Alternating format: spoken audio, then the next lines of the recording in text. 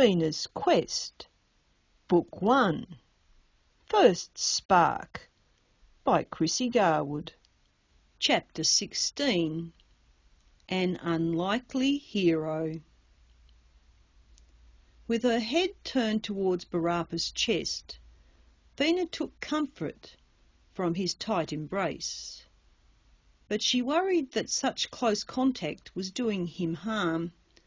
His torso twitched as if some kind of spasm was rippling through his body. He walked in silence. Her heart pounded erratically.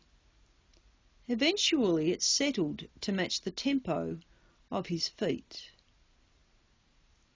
She almost forgot the two noblemen who walked behind them. When Oramus and Carillion raised their voices, some of their words tickled her ears.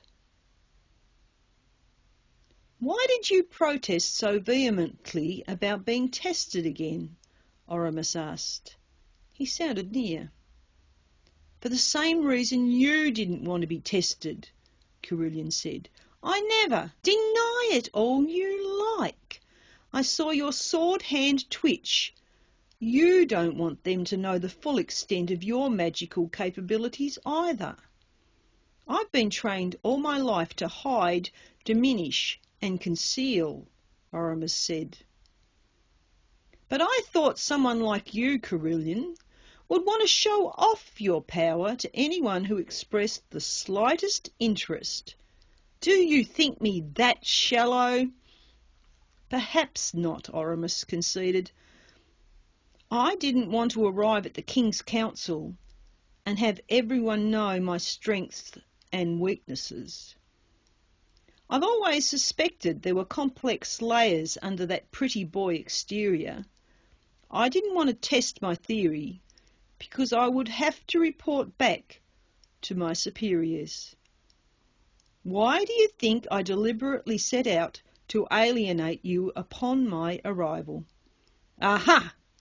I knew I was your principal assignment," Carillion cried.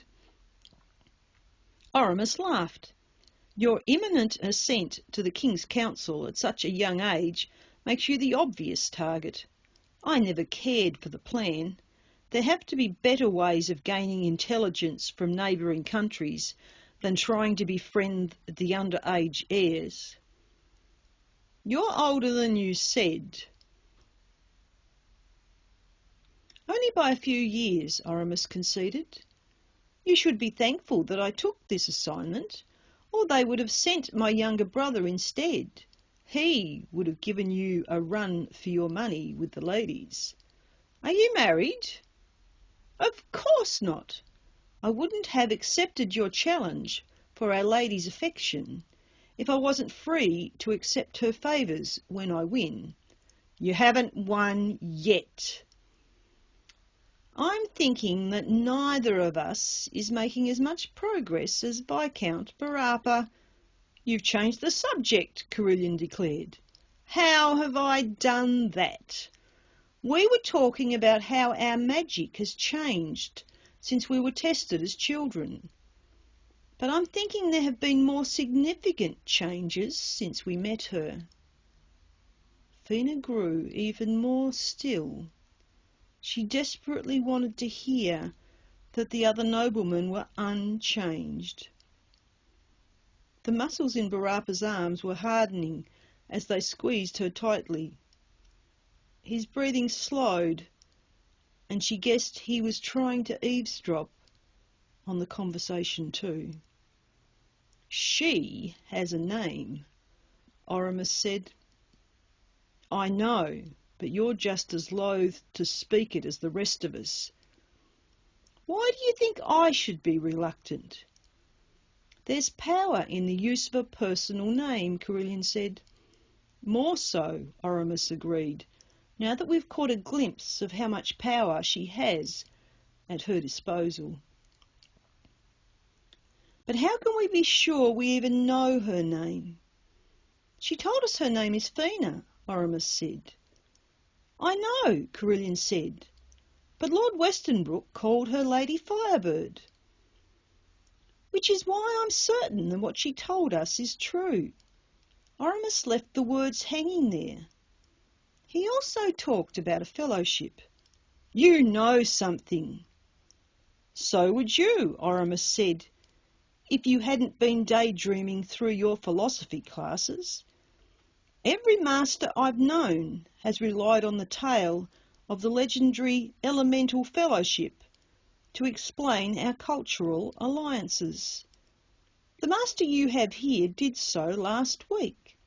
Well, I didn't know it was going to be significant to me personally, so I didn't take notes, Carillion said.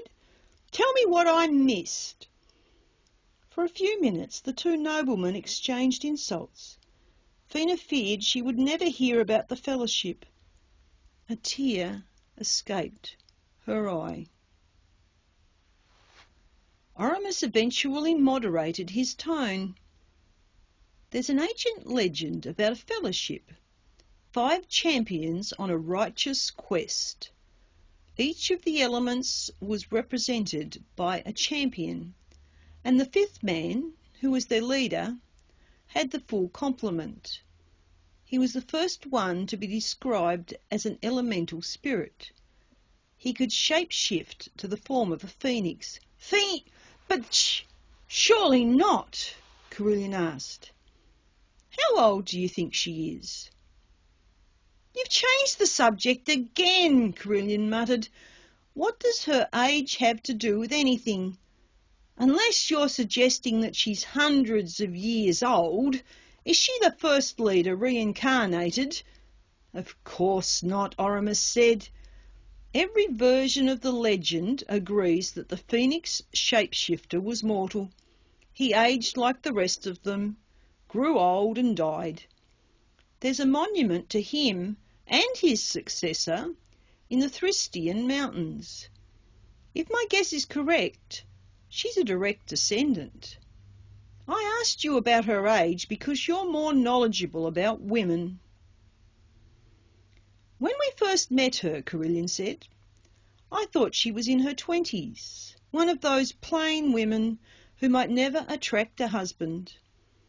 But now that some of the magical defences have lifted, I'd say she's much younger, maybe 15 or 16.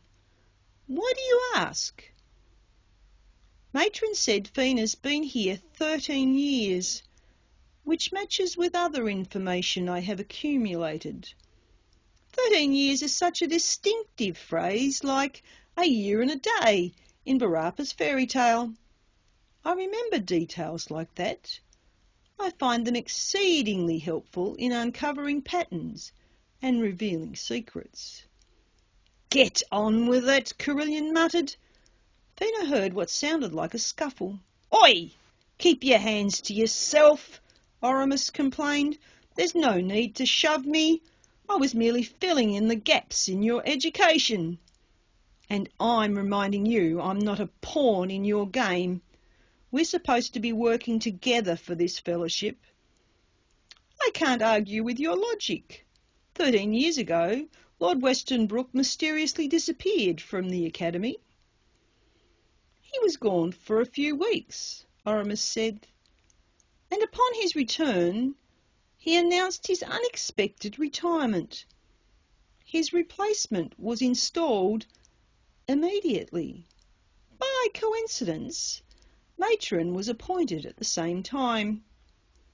There was another long pause. And now you're going to tell me you know where Lord Westonbrook went, Carillion said. I want you to swear not to tell anyone else. If I'm right, there was a reason they kept her existence a secret. We need to be careful until we know what that reason was. Finally, something we both agree on. I promised to keep your secret, so tell me what you know. Many years ago, Oramus said, the rumour of a story from the Outer Realms reached the Emberite capital. It was a tale about a widow who lived somewhere in the remotest mountains. The Thristian mountains, Carillion asked. Is that why you think she's a descendant? No. another mountain range in the opposite direction, as far away as it would be possible to go and still be within civilized lands. Let me continue my tale. This widow was rarely seen, Oramus said, but from intelligence gathered afterwards, she must have been there for several years before tragedy befell her. "You've checked this out yourself?" Carillion asked. Phoena held her breath and waited. The silence lengthened. Baraba continued forward, but she could sense his tension increasing with each step.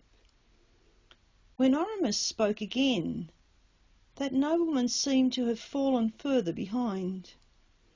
Once a month, on market day, the widow would come down from the mountains. There were a handful of settlements in the region, Oramus said, and she never visited the same village 2 months in a row. She came for a purpose and never tarried. Nor did she bring anything to sell. Yet the widow always had money to spend. The few merchants she frequented were well paid, and she gave them extra coin if they demonstrated respect for her privacy. Then, one market day 13 years ago, she appeared in the same village a second time. Her clothes were blackened, and she was in great distress. She babbled about a burning child, Oramus continued. No one had ever suspected there might be a child living with the widow, so the curious villagers hurried to her home. There had been an intense fire. Nothing remained of her cottage. Even the bricks of the chimney had crumbled in the heat. They looked for a body, but found no bones among the ashes. A search was conducted of the whole area, but apart from a single set of small footprints by the river, no trace of a child was ever found. A few days later, Oramus said, an intimidating giant with a flowing white beard arrived in the village. He carried a silver-topped staff. This man took rooms in the inn and then summoned the widow. She was ushered in to see him. When the landlord came to inquire if there was anything they needed, there was no sign of either of them. The widow was never seen again. "You think she's that child," Carillion said. "You think the poor widow didn't realise the child was fire adept, so when she ignited—" "We already know that she transports herself somewhere safe when she's afraid," Oramus said. "So while she was on fire, she took herself away. I think Lord Westonbrook waited for her return and captured her." "But that happened 13 years ago," Carillion said. "How could so much time pass without further incident unless—" "Oh! Exactly. Somebody suppressed her powers. She must have been young when it happened, for her to forget that she had so great a power." Oramus paused. "I don't think Lord Westonbrook could bear to see the shell that she became without her magic. That's why he left so suddenly." 13 years is a long time to live without magic, Carillion said. She was hidden in plain sight among the untalented servants. When we encountered her that first day, there was nothing in her appearance that marked her as special. I remember thinking she was not pretty enough to warrant a second glance." "But you did take a second glance. Have you wondered about that? There's another thing that puzzled me. That day I expected you to be gone all morning. What made you come back to your room?" "Baraba's companions activated my defensive wards when they were searching for you. I came back to catch a thief. You wouldn't have anything I'd want, Oramus insisted. What were you doing in my room then? I've already told you, Oramus said. I went to your room searching for an unknown adversary. Ironically, the defences designed to hide her presence were the only reason I found her. The harder I pushed, the stronger the reaction against me. That magic was more intense than anything I had encountered before. Even non-magic Barapa could sense that power. Once I knew it was coming from your room, I redirected all my energy. I wanted to ensure I survived long enough to identify the source. I took myself beyond my known limitations. The magic overstretched itself, keeping me contained while trying to deal with Barapa's physical threat. Then you walked in, and everything began to unravel. What are you saying? Carillion asked. I think her magic called to each of us, Oramus said, including Barapa, long before we knew she existed. Her magic sought us out because it needed all three of us. We acted as the catalyst for her release. That is how we were nominated for the fellowship. And how did we accept? We chased after the mystery and pieced together some of the puzzle pieces, Oramus said. And then when we understood who she was, we bowed before her. There was a long pause. What happens next? We change and adapt to meet her requirements, Oramus said. I don't want to change, Carillion said. Neither do I. My life was mapped out, and now everything is uncertain. I was happy to be a shape-shifting black and red dragon with big plans, but now I think I'll become a red and black dragon with bigger plans. Carillion laughed. There's no difference, you crazy Emberite. I assure you, Oramus chuckled, there's a world of difference. Now put aside your worries about the future and let's catch up to Barapa. Instead of tiring, he seems to have increased his speed. Dear listening reader, I hope you have enjoyed this latest chapter from the first book in the Phoena's Quest trilogy. This is a beta copy, and the text may change between now and the official publication date. If you have any questions or suggestions that would make this chapter easier to read, please let me know. In return for your help, I will include your name in the acknowledgements as part of the reader team. Chrissy.